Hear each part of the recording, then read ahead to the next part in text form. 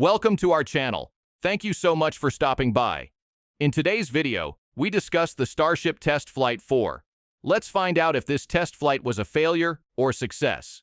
We will talk about the test flight's preparation procedure, mentioning how flight termination explosives were installed, and how the Ship 29 was stacked up on the Booster 11, and how SpaceX needed the FAA approval before launching the Starship.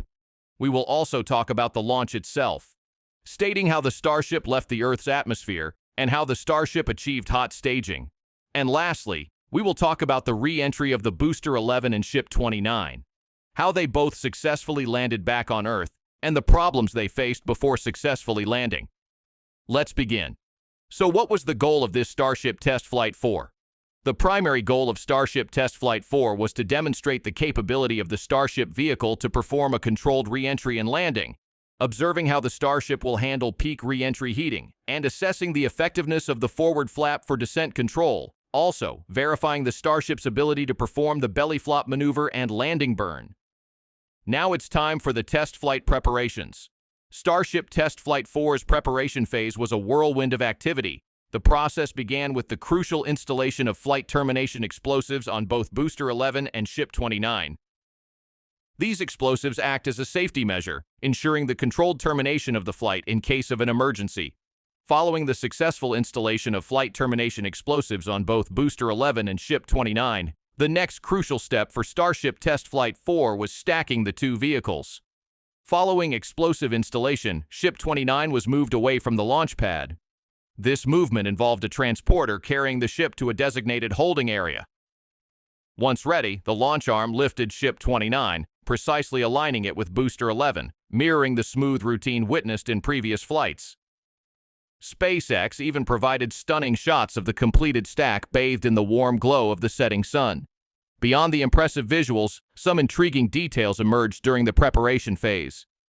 Images captured by Starship Gazer revealed a section of Ship 29's heat shield with missing tiles. SpaceX clarified that these weren't missing tiles in the traditional sense, but rather deliberate test points to measure heat signatures. Apparently, this data will be invaluable for understanding how the spacecraft reacts if a tile detaches during re-entry. In a surprising turn of events, just 48 hours before the launch window, Ship 29 was lowered back to the ground using the quick disconnect mechanism. This maneuver sparked speculation about the possible application of a branding onto the Starship, but SpaceX quickly restacked the ship, suggesting they were likely performing additional checks or minor adjustments. Another turn of events saw the target launch date underwent a minor shift from June 5th to June 6th. This slight delay provided SpaceX with valuable extra time for final preparations and regulatory approvals. So before the Starship was ready to go, SpaceX had to acquire the Federal Aviation Administration, FAA's approval. The FAA oversees launch safety for all commercial spaceflight activities in the United States. Their approval ensures that SpaceX's launch procedures and flight plans meet all necessary safety regulations to protect the public and property. SpaceX was able to secure a critical approval well ahead of its upcoming Starship Test Flight 4. This approval, granted 40 hours before the launch window, marks a significant improvement compared to the previous flight, the Test Flight 3, where the license was released just 15 hours beforehand. Now, let's talk about the launch itself. The scene at Starbase was electric as preparations for Starship Test Flight 4 reached their climax. The launch arms gracefully swung into position, and the distinctive hiss of venting CO2 from the booster signaled the loading of cryogenic coolants. With T-2 hours approaching, all non-essential personnel cleared the launch pad, leaving a clear path for Starship's ascent. A minor delay, attributed to a ground service equipment issue, pushed the launch time back to 7:50 a.m. local time. SpaceX's livestream offered a captivating experience for viewers worldwide. Breathtaking visuals included a close-up of the booster's forward section as the Starship's engines roared to life with a chilling cryogenic blast. The countdown proceeded smoothly, devoid of any holds or technical snags. Although one outer Raptor engine sputtered and died shortly after liftoff, this didn't deter the powerful ascent.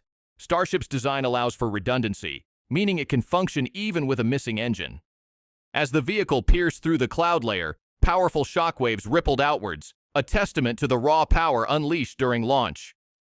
The live stream then showcased the intricate choreography of hot staging, where the first stage booster detaches to allow the Starship upper stage to continue its journey.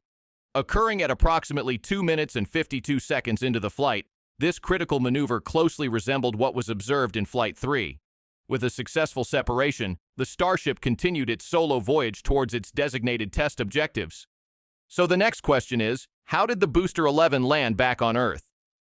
The booster, powered by 33 Raptor engines, delivered a flawless boost-back maneuver. All engines shut down precisely at the same time. This successful engine cutoff ensured smooth transition from boosted ascent to the next critical phase, which was hot staging. For the booster to return back to Earth, a procedure called hot staging had to be done. So what is this hot staging?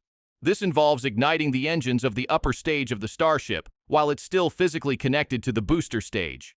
A specialized ring holds the two stages together during this fiery process. This ring is removed in this process. Hot staging allows the upper stage to begin accelerating immediately after separation, maximizing efficiency and fuel usage. Once the engines of the upper stage are operational and the desired boost is achieved, the hot staging ring detaches, allowing the Starship to continue its solo journey. The booster then began its re-entry sequence. We were treated to stunning visuals of the forward dome and the grid fins performing small adjustments to maintain control as the vehicle sliced through the upper atmosphere, reaching an altitude of approximately 10 kilometers. As the booster descended into denser air, there were initial concerns about the landing burn initiation because no Raptor engine was ignited. But thankfully, all but one Raptor engine ignited, generating enough thrust of over 5G deceleration to slow the descent. The final phase was a sight to behold. The booster hovered momentarily before gently touching down on the ocean surface, followed by a controlled descent into the water. This successful soft splashdown marked a major achievement for SpaceX. Now that the booster has landed, what about the Ship 29? For a brief moment, SpaceX lost connection to the external camera feeds, but after a while, they were fixed and running again. We immediately see Ship 29 attempting to re-enter. This is obvious from the plasma generated from the heat of re-entry. Quite a sight to behold. The Starship initially handled peak re-entry heating remarkably well. The vehicle maintained an upward angle, which allowed it to maintain a high altitude for an extended period, effectively distributing the heating process more evenly. This maneuver demonstrated the precise control SpaceX desired during re-entry. But something terrible was happening. As the Starship descended and encountered denser atmospheric layers, troubling signs emerged. The forward flap, crucial for controlling the vehicle's descent, began to show damage captured by cameras. Over a tense minute, the lower portion of the flap melted through, exposing the support framing beneath. Despite the damage, Starship displayed remarkable resilience. The vehicle's sheer size allowed it to punch a hole through the plasma trail behind it.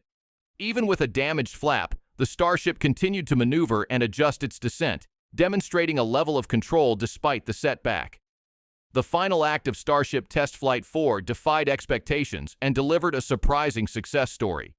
As the Starship descended rapidly, dropping below 10 kilometers in altitude, it appeared unlikely to survive a landing attempt. The severity of the forward flap damage seemed to preclude the critical belly flop maneuver and landing burn required for a controlled touchdown. However, in a remarkable turn of events, the remaining portion of the damaged forward flap surprisingly moved into position, initiating the belly flop maneuver. This unexpected action paved the way for the most crucial step, the landing burn. The visuals confirmed the ignition of all three Raptor engines for this critical phase. The suspense continued as the Starship achieved a near-perfect vertical position with minimal horizontal velocity, thanks to the remaining control surfaces and the engine thrust. Against all odds, both the booster and Starship successfully completed their journeys, achieving soft splashdowns in their designated ocean locations. Following the splashdown, the Starship tipped over, likely due to the uneven weight distribution caused by the damaged flap. Having served its purpose, the remaining flap finally detached as the vehicle settled into the water. So was this test flight a success? It was a major success, as the goal was for the Starship to launch and perform a re-entry into the Earth's atmosphere, and as we've seen, this was a major success. That's all we have for now. Let us know what you think about this test flight. Don't forget to like and subscribe, and we will see you in the next video.